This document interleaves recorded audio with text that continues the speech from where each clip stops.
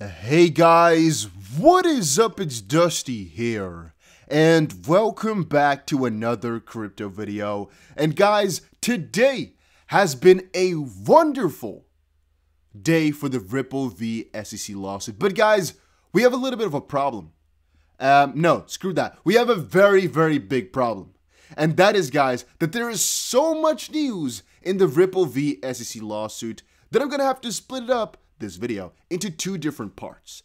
Guys, please make sure that you press the like button on this video so I can get to work as soon as possible right after uploading this one. Because guys, when I say there's a ton of news, I mean there is a ton of crypto news. But if it were only this, it would be okay, right? But every single part that you're reading here has a couple of different parts that I need to dive a little bit deeper into. And so it's going to take me a lot of time to explain this carefully to everyone. If you want the quick ins and outs, just pause the video right now and you can read exactly what happened. However, don't worry about it, guys. After giving you guys the dates for the Ripple v SEC lawsuit, I'll dive right into making a proper update on everything. But once more, guys, make sure you press the like button on this video just to help it out a little bit. Now, I have two questions before we go on. All right, you can once more read into it yourself if you don't want me to explain it. Just screenshot it, read it, you'll be fine. But two things. One, put down in the comment section down below what your XRP price prediction is for the end of the year. Just for fun. It's really fun to see everybody have these really crazy differing opinions. So I asked it on Twitter, but let me ask it on YouTube too. And second of all, I think I just had one of the most beautiful dinners of my life. Not maybe in terms of how it looked, but in terms of how nice it was to have. I also posted it on my Instagram. A lot of you guys said, please post more of your daily life. I am trying my best. But I was halfway throughout my first course that I was like, ooh, wait a minute. You guys said record more stuff, so yeah, whatever. All right, let's move in.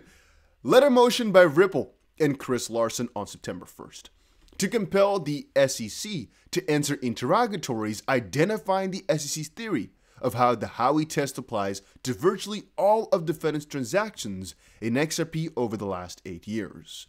So the long story short about this one is, well, today we saw this letter motion by Ripple, right? Which, this is explaining what happened today. Ripple put up this letter saying, hey, SEC, we want you to explain every single point of this Howey test and how it applies to us, how we've sold XRP, how people received XRP, and just the connection that we have with investors, specifically contractual investors. Because there's right now a really big difference between any person who bought XRP, which, by the way, is also what this motion is about, but also any person who actually had a contract with Ripple, for example, some of the actual companies out there, and basically what Ripple wrote in those and what Ripple said and what expectations Ripple gave, because Ripple's now trying to argue that the SEC doesn't actually have a proper case in their hands. Why? Well, because if they cannot show how Ripple really crossed Howey, literally the SEC is saying we don't have to show you, it's not really that relevant. What are they going after then? If it's not Howey that they're going after on XRP, what exactly is it they're going after? Well, we know is that they're trying to say that XRP was marketed as a security, but still then, the principles of Howey, if they don't count anymore, then your entire freaking lawsuit falls apart. And so it's a really popular request. I'm going to say right now, people are really excited for this one and really watching it because, well, it really depends on what the SEC is going to say as to whether or not this lawsuit can even hold itself on, right? Because otherwise, if the SEC cannot prove that Ripple within any of their contracts, for example, gave an expectation of profits or anything along those lines, they can't actually explain that properly, which the Ripple side is not requesting, your lawsuit crumbles and falls apart.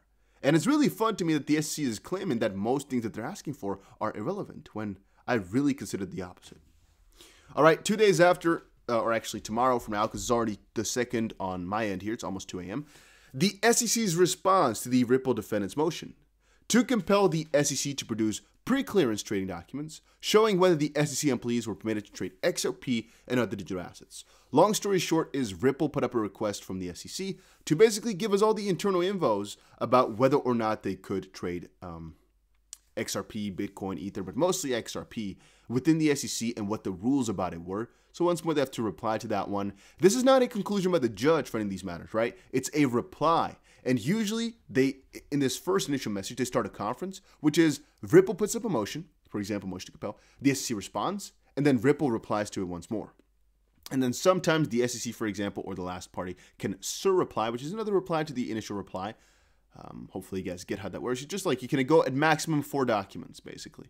I think, theoretically speaking, you might be able to go one more, maybe like a 5th, but I don't think so. They've never gone more than 4 in this case, which is, again, the conference looks like initial motion, a reply and a response, or a response and a reply, depending on how you view it. And then sometimes a surreply, which is the 4th one, but usually it's 3. And this is, again, number 2. Because Ripple just put up the motion, SEC can respond. So we're going to see Ripple come back after this one again. Then we have Ripple's response to the SEC's motion to compel turnover of audio and video recordings of Ripple staff meetings. Then September 8th, we have the SEC's opposition to the letter motion by Ripple and Chris Larson to compel the SEC to answer interrogatories identifying the SEC's theory of how the Howey test applies to virtually all of defendants' transactions in XRP over the last 8 years. So that is basically a response to September 1st. Then September 14th, the SEC's publicly available, limited, redacted, or moderately redacted letter brief concerning the allegedly privileged documents the SEC is withholding. So this specific part is referring to the Sccv Ripple hearings which took place 2 days ago, by now for me, or yesterday for most people. And in that, it was basically discussed that the SEC would have to send over the documents which right now are privileged under the SEC's own assumption. And the judge is going to basically get an unredacted or not at all redacted version of the documents, but however, just a small portion of it. She's going to overlook it and basically claim, okay, this is privileged or this is not privileged, and then basically broaden the view to different pieces of other information that the SEC has. The unredacted documents are being delivered to Magistrate Judge Netburn in physical and digital form on that day as well. So once more, Ripple will get the list of documents which the SEC claims as privileged in a redacted form, and the judge will get everything in a unredacted form, so just the full everything. And she, however, just wants a small part. That's the way that I viewed it, right? That's the way that I received it now. To then make a decision on whether or not, all this stuff that they're claiming is privileged is actually privileged or not. And obviously, guys, the judge can't look through 1 million documents herself right now, or 1 million pages. So she's going to look to a small part and see, okay, was what the SEC is claiming all accurate or not? And if she says no or has doubt, then she's going to look further. If she says, yeah, what they've claimed up to this point is all accurate out of the list that she gets, then Ripple's going to lose that one most likely. But you guys get the picture. Ripple can, however, also see the list now in a redacted form once more, so they can actually respond properly a couple of weeks later. But all right. Then September 20th is the deadline for the depositions of Brad Gollyhouse and Chris Larson. It appears that the schedules, however, have been September 14th and 20th for Chris Larson on the 20th and Brad Gollyhouse on the 14th. But there's a deadline set because they had to have happened before that date. Because normally these things happen within fact discovery, but because of one lawyer falling ill, a key component, and some scheduling errors, this is for earliest moments that could be. So this is the scheduled deadline. Then September 28th is going to be the response to September 14th, which is the Ripple's defendant's opposition to the SEC's September 14th letter brief concerning the allegedly privileged documents the SEC is withholding. And then a couple of weeks later, or actually 1.5 months later, we have the expert discovery deadline. The deadline to conduct expert discovery is extended to November 12th, 2021. Now, this list seems to also keep adding and adding and adding. We have the SEC's, this is what we're waiting for. We have the SEC's motion to compel Ripple to search and produce certain Slack communications. That's actually not pending anymore. Once more, guys, we got a couple of answers already, and one of them is actually regarding the Slack communications. The court granted the SEC's motion, and so once more, the SEC has won this one. The Ripple defendant's pending motion to compel the SEC to produce certain documents it designated as privileged. We won't see this decision until sometime after the briefing is completed on September 28th. Then the motion to intervene from John Deaton. A lot of you guys in the comments section said, please, Dusty, talk more about that one. The problem is, it is John Deaton coming into this lawsuit with the kind of the backup of about 19,000 XP holders. The problem is there's quite a couple of roadblocks in the middle. And so I've talked about it so much in the past, I can talk about it now once more. But what is the purpose? If it's not going to happen right around the corner, And there's nothing really new to add here. What can I do? I cannot give you guys any news. I can just make a summary of the story from earlier, but nothing in a sort of updated way has happened though. So I'm not exactly sure what you'd like to hear about, except for the fact that he's trying to intervene, which is that he wants to bring himself and the XRP holders into the lawsuit, as they claim to be involved with it, however not properly represented. So how that works is, let's say, right, that in this specific scenario here, Ripple is not fighting for our best interest, nor is the SEC, even though either of their sides should, right? Because the SEC claims to protect investors, yet the SEC is saying that Ripple is fighting for our best interests. That's already dubious, but right now as XP holders, we know that Ripple is not fighting for us as XP holders because they're literally against us because the fraud claims, which are not officially fraud, but you guys get it, right? The lighter version of fraud claims are against them. And the SEC is not fighting for us because they cost us a lot of money. So we're basically left on our own, yet we are duped by this entire situation because the XP price and the XP in its own are a subject at matter at hand. So obviously John Dean was like, if I intervene or come in, it's quite proper because I, as an XP holder, want to represent myself in this court because it is about me. It's the same thing as, for example, if there's right now a lawsuit where about your apartment building that you live in, but it's literally, for example, the owner of the apartment building versus, I don't know, some sort of government agency, yet you've lived there for your entire life. You actually have a contract that lasts for the next 100 years, I don't know, and it's really set in stone. You might want to also enter into the lawsuit, on your own, basically, because neither of these sides represents you. They're basically fighting for themselves, but you are, of course, going to be, the center of attention to some degree. You might want to also get into that lawsuit. That's basically how I usually view it.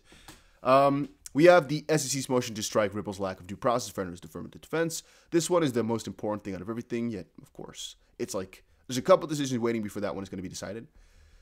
We have the individual defendant's motion to dismiss the first amendment complaint, which is basically Ripple's side, or Brad Golly and Chris Larson specifically, trying to kind of say that they don't want to be sued anymore, which again is going to be interesting. And you can see here at the bottom, no argument dates have been set regarding the motion to intervene, the motion to dismiss, or the motion to strike. No further telephone conference have been scheduled thus far, and the deadline for the parties to exchange their respective statements of material facts pursuant to local rule 56.1 and their pre-motion letters regarding motions for summary judgment is adjourned, signed D. No specific date set, pending resolution of the motion to dismiss and strike. So what that means is right now, the next phase, of course, is expert discovery, but somewhere throughout here, they're going to have to file for some motions to file for summary judgment. And usually there's an end date for that one when they're going to do it and when the logical date for it is. However, it's basically been adhered, or however you said, adjourned. So they don't have a proper date for it just quite yet because they're waiting for some other motions to pull through first, and then they're going to set a date, or she might pull the date up earlier, but those things will be discussed first before those motions for summary judgment are going to pull through. So yeah, hopefully you guys understood the story by now. That's kind of the schedule and the deadlines and everything like that for right now. Once more, I'm going to make another video here really shortly going over all these points and everything you need to know. However, there's so much extra that I'm not exactly sure I'm going to do it, guys, because there's just so much stuff that came out. It really is crazy. But I'll do my best to make sure you guys get all the info that you need. For right now, guys, once more, make sure you press that like button and subscribe to the channel. And I'll see you guys again in another crypto video later today.